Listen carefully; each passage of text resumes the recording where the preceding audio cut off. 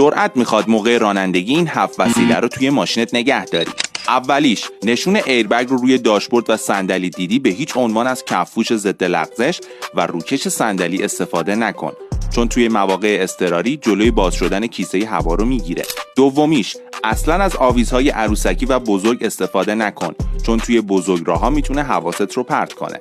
سوم، عینک تو به هیچ عنوان روی داشبورد نذار، چون نور خورشید روی لنز نقطه کانونی ایجاد میکنه و به راحتی میتونه آتیش درست کنه. حواست باشه وسایل کوچیک مثل پاور بانک، نوشیدنی گازدار، اسپری، فندک و عطر و اتکلون هم میتونه آتیش بگیره. پنجمی، به هیچ عنوان بطری آب رو روی صندلی عقب نذار، چون وقتی ترمز میگیری میتونه قل بخوره بره زیر پات و باعث تصادف بشه. ششم، از کفپوش‌های چند بعدی و بسته استفاده نکن، چون موقع گاز دادن ممکنه پدال گاز گیر کنه و نتونه برگرده و عواقب جبران ناپذیری داشته باشه. آخریش که خیلی هم مهمه، از روکش فرمون صاف به هیچ عنوان استفاده نکن، چون ممکنه دستت عرق کنه و موقع چرخوندن فرمون لیز بخوره و جونت به خطر بیفته.